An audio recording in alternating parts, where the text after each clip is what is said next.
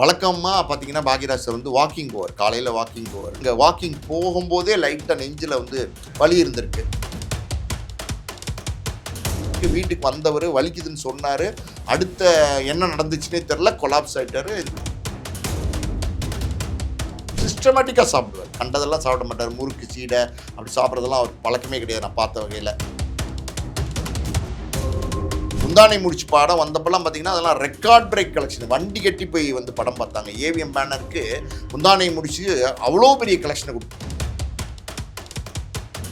இப்ப இருக்கிற ஹீரோ யாராவது ஒரு பெரிய ஹீரோ வச்சு அதே மாதிரி ஒரு படம் சூப்பர் டூப்பர் படம் இந்த ஸ்கிரீன் பிளேல வந்து நின்றுச்சு இல்லையா அவருடைய படங்கள் அந்த மாதிரி ஒரு படம் கொடுக்கணும்னு நினைச்சிட்டு இருந்தாரு. எப்படி சொல்றதுன்னே தெரியல. இந்த செய்தி வந்து கேள்விப்பட்ட போது ரொம்ப வேதனையா இருந்துச்சு. வணக்கம் சார். வணக்கம். கே. பாக்யராஜ் சார் இன்னைக்கு நம்ம கூட இல்ல. அவருடைய திடீர் மறைவு வந்து எல்லாருக்குமே வந்து பேரதிர்ச்சியா இருக்கு. ஏன்னா கொஞ்ச நாளைக்கு முன்னாடி தான் பாரதிராஜா சார் இறந்தது வந்து இன்னும் அதுலேருந்து மீளாத நிலையில இன்னைக்கு அடுத்து ஒரு மரணம் நடந்திருக்கு. எப்படி பார்க்குறீங்க சார்? உண்மையிலுமே ரொம்ப ரொம்ப ஷாக்கிங்கான விஷயம். இன்னும் காலையில் ஒரு 9:50 9:55க்கு ஒரு ஃபோன் கால் வந்தது. இந்த மாதிரி வந்து பாக்யராஜ் சார் இறந்துட்டாங்கன்னு சொல்கிறாங்களே உண்மையான்னு கேட்டாங்க என்கிட்ட. எனக்கு ரொம்ப ஷாக்கிங் ஆச்சு. என்ன சொல்கிறீங்க, பாக்யராஜ் சார் இறந்துட்டாரா அப்படின்னு கேட்டேன். ரூமராக இருக்குங்க. இல்லைங்க, இறந்துட்டாருன்னு சொல்கிறாங்க, நீங்கள் கொஞ்சம் விசாரிச்சு சொல்லுங்கன்னு சொன்னார்.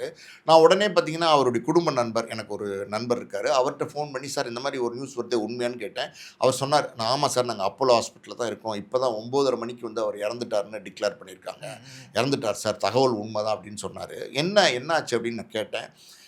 வழக்கமாக பார்த்தீங்கன்னா பாக்யராஜ் சார் வந்து வாக்கிங் போவார். காலையில் வாக்கிங் போவார். நுங்கம்பாக்கத்தில் தான் இருக்கார், லேக் ஏரியாவில். வாக்கிங் போயிருக்கார் பக்கத்தில். வாக்கிங் போனவருக்கு பார்த்தீங்கன்னா அங்கே வாக்கிங் போகும்போதே லைட்டாக நெஞ்சில் வந்து வலி இருந்திருக்கு. ஸோ ஒரு மாதிரி வலிக்குதே அப்படின்னு யோசனை பண்ணிட்டு பாதியிலே வந்து பார்த்தீங்கன்னா டக்குன்னு கார் ஏறி வீட்டுக்கு வந்திருக்காரு. வந்து பூர்ணிமா அவர்கள்ட்ட சொல்லியிருக்காரு, லைட்டாக நெஞ்சு வலிக்குதுமா அப்படின்னு சொல்லியிருக்காரு. அவங்க என்ன சார் என்ன சொல்கிறீங்க, உட்காருங்க, கொஞ்சம் அசுவாசப்படுத்துங்க, ரொம்ப வேகமாக நடந்தீங்களா அப்படி இப்படின்னு கேட்டிருக்காங்க. இல்லைம்மா அப்படின்னு சொல்லிக்கிட்டு இருக்கும்போதே வலி ஜாஸ்தியாக இருக்குது, அவரால் பேச முடியாமல் இருந்திருக்கு. உடனே இப்போ டக்குன்னு சுதாரிச்சுட்டு உடனே ஆம்புலன்ஸ் சொல்லியிருக்காங்க. உடனே ஆம்புலன்ஸ் ஒரு 10 நிமிஷத்தில் வந்து கிளம்பி கிரீம்ஸ் ரோடு அப்போலோ ஹாஸ்பிட்டல் இருக்கு இல்லையா, அங்கே போயிருக்காங்க. அங்கே போகிற ஒரு டிஸ்டன்ஸ் இருக்குது பார்த்தீங்களா, அதுக்குள்ளேயே வந்து இறந்துட்டதா ஒரு தகவல் இருக்குது. அதுதான் போகிறதுக்குள்ளேயே அந்த ஆம்புலன்ஸில் போகும்போதே இறந்துட்டார் அப்படிங்கிறது அதுதான் உண்மை. அங்கே போகும்போதே ஹாஸ்பிட்டல்லே வந்து இறந்து தான் போயிருக்காங்க. டாக்டர்ஸ் பாக்யராஜ் சார் பிரபலம் இல்லை, அவருக்கு முடியலைன்னு ஸ்ட்ரக்சரில் டக்குன்னு இம்மீடியட்டாக எடுத்துகிட்டு போய் இன்டென்சிவ் கேரில் வச்சு சிபிஆர் ட்ரீட்மெண்ட்லாம் கொடுத்துருக்காங்க. ஷாக் ட்ரீட்மெண்ட்லாம் கொடுத்து எப்படியாவது ரெக்கவர் பண்ண முடியுமான்னு ட்ரை பண்ணுவாங்க. ஏன்னா பொதுவாக இந்த மாதிரி ஒரு சடனாக ஒரு கார்டியக் அரெஸ்ட் வரும்போது, இது வந்து எப்படின்னா கார்டியக் அரெஸ்ட் வந்து டோட்டலாக மேசிவாக வந்து ஒரு கார்டியக் அரெஸ்ட்டு சடனாக கொலாப்ஸ் ஆயிடுவாங்க. அந்த மாதிரி ஆயிடுச்சு போல். அது ட்ரை பண்ணியிருக்காங்க. அரை மணி நேரத்துக்கு மேலே சிபிஆர்லாம் கொடுத்து கரண்ட் ஷாக்லாம் கொடுத்து ட்ரை பண்ணியிருக்காங்க. பட் ஒன்றுமே பண்ண முடியாத ஒரு சூழ்நிலை. ஒரு 9:30 மணிக்கு வந்து பார்த்திங்கன்னா இந்த மாதிரி இறந்துட்டாருமா, ஒன்றுமே பண்ண முடியலன்னு சொல்லிட்டாங்க. எப்படி சொல்கிறதுனே தெரில. இந்த செய்தி வந்து கேள்விப்பட்ட போது ரொம்ப வேதனையாக இருந்துச்சு. அவங்க குடும்பத்தார் வந்து பூர்ணிமா அவர்கள்லாம் வீடியோவில் காட்டுறாங்க. அதெல்லாம் பார்க்கும்போது ரொம்ப அவங்களாம் தாங்க முடியல. அவங்க நம்ம வெளியாலே நமக்கு வந்து ஜீர்ணிச்சிக்க முடியல இந்த தகவலை. ஏன்னா நல்லா இருந்த மனுஷன்.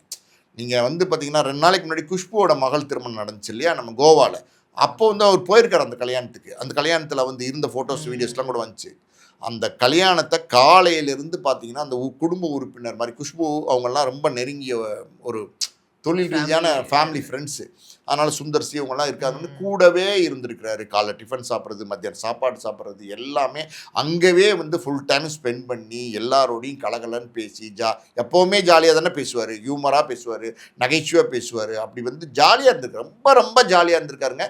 உடம்புல எந்த பின்னடையுமே வந்து யாருக்குமே வந்து கண்டுபிடிக்க முடியல. சுஹாசினி கூட இன்றைக்கி ஒரு பைட் கொடுத்துருக்காங்க. அவ்வளோ ஜாலியாக இருந்தார், இன்றைக்கி இறந்துட்டாருங்கிறத நம்பவே முடியல அப்படின்னு சொல்லியிருக்காங்க. அந்த அளவுக்கு ஜாலியாக இருந்தவர் வீட்டுக்கு வந்துட்டார். அன்னைக்கு நைட்டே வந்துட்டார் சென்னைக்கு. நேத்திக்கும் வீட்டில் இருந்திருக்காரு. நேத்திக்கும் பார்த்தீங்கன்னா யதார்த்தமாக வந்து சாப்பிட, ஃபோன் பேச, ஜாலியாக இருக்குது அப்படி தான் இருந்திருக்காரு. இன்றைக்கி காலையில் கூட நல்லா தாங்க இருந்திருக்காரு. ஒரு ஒரு ஒரு எப்படி சொல்கிறது, ஒரு 8:30 மணி சுமாருக்கு வீட்டுக்கு வந்தவர் வலிக்குதுன்னு சொன்னார். அடுத்த என்ன நடந்துச்சுன்னே தெரில, கொலாப்ஸ் ஆகிட்டார். இந்த மாதிரி ஒரு செய்திங்கிறது ரொம்ப வருத்தமான செய்தி, ரொம்ப வேதனையான செய்தி. இது நமக்கே தாங்கிக்க முடியல, அவங்க குடும்பத்தார் எப்படி தாங்கிக்க போகிறாங்கன்னு தெரில.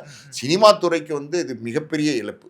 அது மாதிரி நீங்க சொன்ன நிறைய ஹெல்த் கான்ஷியஸா இருப்பாரு அப்படின்னு வந்து சொன்னீங்க. அப்படி இருக்கக்கூடிய ஒருத்தருக்கு வந்து இந்த மாதிரியான சடன் ஹார்ட் அட்டாக் அதுவும் வந்து ஃபர்ஸ்ட் அட்டெம்ப்ட்லயே வந்து இந்த மாரி உயிர் போற அளவுக்கு வந்து ஒரு கொலாப்ஸ் ஆயிருக்காரு அப்படின்னும்போது, இது எப்படி சார் பார்க்கறது இது? இல்ல அவருக்கு பாக்யராஜ் சார் வந்து நல்ல ஹெல்த்த கான்சன்ட்ரேட் பண்ணுவாரு. அப்பாவுக்கும் பாக்யராஜ் சாருக்கும் நல்ல நட்பு இருந்தது. அதனால நெறைய விஷயங்கள் எனக்கு தெரியும். நல்ல ஒரு குடும்ப நண்பர்கள் மாரி ம், இருந்திருக்கிறாங்க. ம், ம். இன்னமும் இருந்துகிட்டு இருக்காரு பாக்யராஜ் சார். அந்த மாரி ஒரு நல்ல நண்பர் அப்பாக்கு.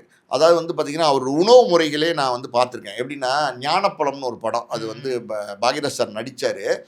ஆர்பி விஸ்வம்னு அந்த அறுவடை நாள்லலாம் ம், வில்லனா ம். நடிச்சவர் வந்து பார்த்தீங்கன்னா, டைரக்ட் பண்ணாரு. அவர் வந்து பாக்யராஜ் சாரோட ஃப்ரெண்டு. ஓகே. ஒண்ணா கோயம்புத்தூர்ல இருந்தவங்க. ம், ம், ம். ஸோ அந்த படத்தினுடைய டிஸ்கஷனுக்கு நான் போயிருந்தேன். காலேஜ் முடிச்ச காலகட்டத்தில. ஒரு 1 மாசத்துக்கு பக்கத்தில பாக்யராஜ் சாரோட நான் ட்ராவல் பண்ணேன் அந்த டிஸ்கஷன்ல. அப்போ அவருடைய உணவெல்லாம் ஒண்ணா உட்காந்து சாப்பிடுற ஒரு காலகட்டம்லாம் இருந்துச்சு. உதவியாளர்களோட எல்லாம் ஒண்ணா தான் உட்காந்து சாப்பிடுவாரு. அப்போ வந்து பார்த்தீங்கன்னா, அவர் சாப்பிடுறது வந்து அப்பவே நான் சொல்றது 94 காலகட்டம் இல்ல 95 காலகட்டத்தில பார்த்தீங்கன்னா, இவ்வளவு சாப்பாடு. ம், அப்புறம் ம், ம். அவிச்ச அப்பவே காய்கறிகள், அப்படி. ம். கீரை அப்படிதான் வந்து பாக்யராஜ் சார் சாப்பிடுவாரு. 11 மணிக்கு ஒரு சூப் வரும். சிஸ்டமேட்டிக்கா சாப்பிடுவாரு. கண்டதெல்லாம் சாப்பிட மாட்டாரு. முறுக்கு, சீடை அப்படி சாப்பிடுறதெல்லாம் அவருக்கு பழக்கமே கிடையாது நான் பார்த்த வகையில. பெருசா வந்து காஃபி, டீ கூட விரும்பி சாப்பிட மாட்டார். ஸோ அப்படி வந்து உடம்ப பார்த்துக்குவாரு. ஆனா சுகர் இருந்துச்சு அவருக்கு. சுகர் ம். இருந்ததுனால டயட் ரொம்ப ஸ்ட்ரிக்ட்டா தான் இருந்தார். அப்பவே சுகர் அப்பவே இருந்துச்சுன்னா சுகர். பார்த்துங்களேன். ம், அதுக்கு ம். முன்னாடியே இருந்துச்சு எனக்கு தெரியும். அப்போ ரொம்ப இன்சுலின் போடுவாரு. ரொம்ப ஸ்ட்ரிக்ட்டா பார்த்துக்கிட்டாரு. நல்லா வச்சுக்கிட்டாரு. ஆனா பொதுவா அந்த மாரி சுகர் பேஷண்ட்டுக்கு சைலன்ட்டா வந்து அட்டாக் பண்ணிரும். அப்படி ம். 73 வயசு தான். பெரிய வயசுலாம் கிடையாது. ஹெல்த்தியா இருந்த மனுஷன். அதுதான். ரொம்ப ஒரு மாசமா நோய்வாய்ப்பட்ட இருந்தாரு. திடீர்னு வந்து ரொம்ப பின்னடைவா இருந்தாரு. அப்படிலாம் எதுவுமே இல்லையே! அதனால தான் இது ம். வந்து ரொம்ப ஆச்சரியமான விஷயம். ஹெல்த் கான்சன்ட்ரேஷன், எக்ஸர்சைஸ், வாக்கிங்லாம் தொடர்ந்து பண்ற மனுஷன் தான். ம். ஆனாலும் பார்த்தீங்கன்னா, ஒண்ணு சொல்லுவாங்கல்ல, மரணத்தை வெல்ல முடியாதுன்னு சொல்லுவாங்கல்ல, அதுதான். அண்ட் அதே மாரி அவருக்கு நிறைவேறாத ஆசையில அந்த மாரி ஏதாவது இருந்துச்சா? ஏன்னா அவர் எல்லாத்தையுமே பார்த்துட்டார். பல வெற்றிகள பார்த்தாரு. பணம், புகழ் எல்லாமே பார்த்துட்டார். பட் இருந்தாலும் அவருக்கு ஏதாச்சும் திரையுலகில இத பண்ணியிருக்கணுமோ அப்படின்ற ஆசை ஏதாவது இருந்ததா சார்? இன்னைக்கு எல்லாமே சாதனை பண்ணிட்டாருங்க. எல்லா சாதனைகளையும் பண்ணிட்டாரு. ம். அவர் பண்ண சாதனைகள்லாம் யாராலயுமே முறியடிக்க முடியாது. பாரதிராஜா சாருடைய உதவியாளரா இருந்து, சிவரில்லா சித்திரங்கள் முதல் படம் எடுக்கிறாரு. முதல் ம். படமே ரொம்ப பெரிய பேர எடுத்து குடுத்துச்சு. அதுக்கப்புறம் விடியும் வரை காத்திரு, டார்லிங் டார்லிங், மௌன கீதங்கள், பொய் சாட்சி பாருங்க.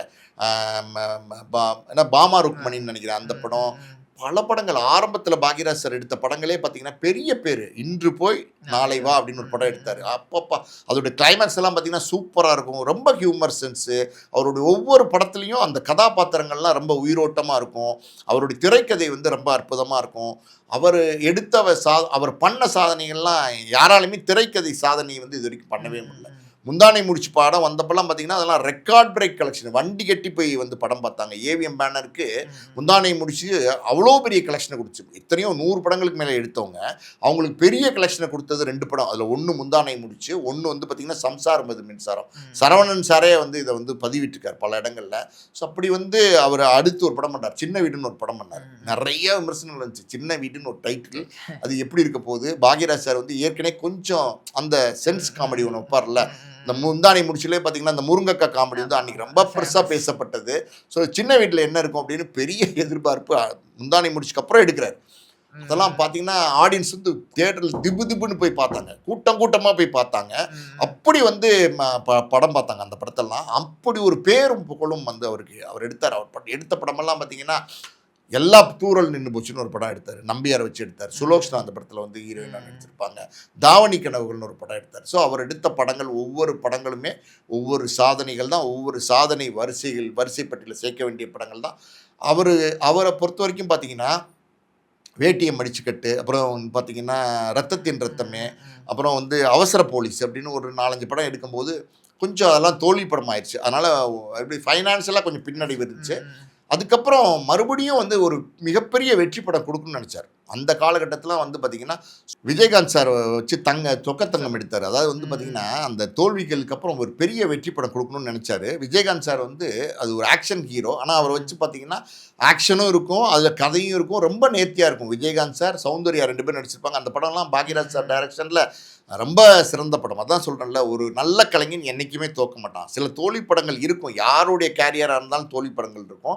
ஆனா, பாக்யராஜ் சார்லாம் பார்த்தீங்கன்னா, அடுத்தடுத்து நல்ல வெற்றி படங்கள் குடுத்தாரு. அந்த வகையில பார்த்தீங்கன்னா, நம்ம பாரிஜாதம்னு ஒரு படம் எடுத்தார். சரண்யா அவங்க மகளே வந்து ஹீரோயினா இன்ட்ரடியூஸ் பண்ணார். பிருத்திவிராஜ் அதில் ஹீரோவாக நடிச்சிருந்தார்.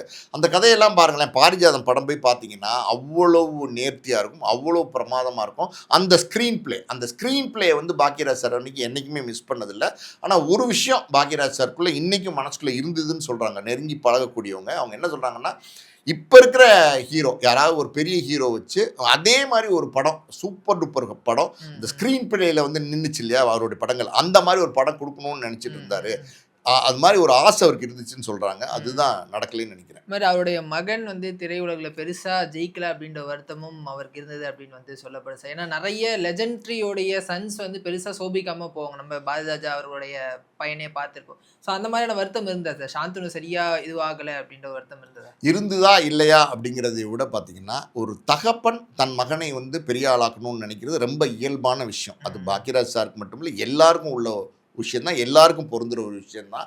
அந்த மாதிரி வந்து சாந்தனு வந்து ஒரு பெரிய நடிகன் ஆக்கணும்னு ஆசைப்பட்டார். வேட்டியை மடிச்சு கட்டு படத்துல கூட பார்த்தீங்கன்னா ஒரு சின்ன பையன் கேரக்டரில் வந்து அவர் அறிமுகப்படுத்தியிருப்பார், மகனை சாந்தனு அறிமுகப்படுத்தியிருப்பார். அடுத்து சக்கரை கட்டி அது நிறைய படங்கள்லாம் நடித்தார். நல்ல நடிகர். சாந்தனுவை பொறுத்த வரைக்கும் நல்ல நடிகர். ஆனால் என்னென்னா சினிமா பொறுத்த வரைக்கும் என்னென்னா யாருக்கு வந்து கிளிக் ஆகும், யாருக்கு வந்து நல்ல படம் டக்குன்னு அமைஞ்சிரும் அப்படின்லாம் நம்ம சொல்லவே முடியாது. சுப்பிரமணியபுரம்னு ஒரு படம் வந்துச்சு இல்லையா, ஜெய் நடித்தார்ல, அந்த கேரக்டரில் சாந்தனு தான் நடிக்க வேண்டியது. ஆனால் அது அன்னைக்கு ஏதோ ஒரு மிஸ் ஆகி போச்சு.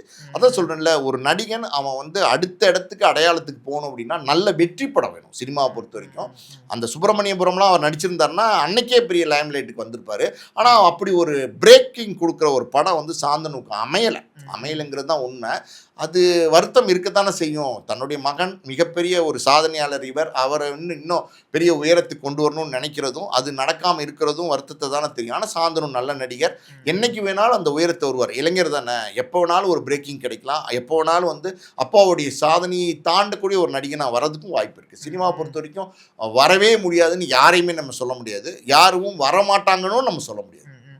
அவருக்கு அரசு மரியாதை கொடுப்பதற்கான வாய்ப்புகள் இருக்கா சார்? ஏன்னா பாரதிராஜா அவர்களுக்கு கொடுத்துருந்தாங்க, இவரும் அதே மாதிரியான ஒரு லெஜெண்டரியான ஒரு செலிபிரிட்டி தான், இவருக்கு கொடுக்கப்பட வாய்ப்பு இருக்கா சார்? அது சொல்லணும் அப்படின்னா அரசியல் ஈடுபாடு இருந்தது. எம்ஜிஆர் அவர்கள் வந்து பாக்யராஜ் சார் அவர்களை அவருடைய அரசியல் வாரிசாக வந்து அறிவித்தார், மேடையிலே வந்து அறிவித்தார். ஸோ அதுக்கப்புறம் வந்து நிறைய கட்சிகள் மாற்றங்கள்லாம் இருந்தது. அரசியலில் வந்து பெருசாக வந்து பாக்யராஜ் சாரால் வந்து சோபிக்க முடியாமல் போச்சுக்கிறது உண்மைதான். பட் இருந்தாலும் நீங்கள் சொன்ன மாதிரி பார்த்தீங்கன்னா பாரதிராஜா சாருக்கு வந்து அரசு மரியாதை உடனே கொடுத்தார் நம்ம சிஎம் விஜய் அவர்கள். காரணம் என்னென்னா, அவர் ஒரு சினிமா துறையிலேருந்து வந்தவர், ஒரு சினிமா பிரபலம். சினிமா பிரபலங்கள் யார் சரியான உண்மையான பிரபலம், மரியாதைக்குரிய பிரபலங்கிறது நல்லாவே தெரியும் சிஎம் விஜய் அவர்களுக்கு. அதனால் பாக்யராஜ் சாருக்கும் அந்த அரசு மரியாதை கொடுக்கறதுக்கு நிறைய வாய்ப்புகள் இருக்குது. ஏன்னா அந்தளவுக்கு இவர் வந்து ஒரு நல்ல சாதனையாளர். பார்ப்போம், பொறுத்திருந்து தான் பார்க்கணும். இப்போ தானே இந்த இறப்பு ஏற்பட்டிருக்கு. ஸோ அது ஒரு அரசினுடைய முடிவு. விஜய் அவர்கள் வந்து சிஎம்மாக இருக்கார், ஒரு சினிமா துறையிலேருந்து வந்த ஒரு சிஎம்மாக இருக்கார். அப்படின்னும் போது நிச்சயமாக ஒரு வாய்ப்பு இருக்குது அரசு மரியாதை கொடுக்கறதுக்கு. கொடுத்தாலும் அது இவருக்கு செல்லும் தகும் அப்படிப்பட்ட ஒரு நபர் தான், அப்படிப்பட்ட ஒரு சாதனையாளர் தான். Thank you sir.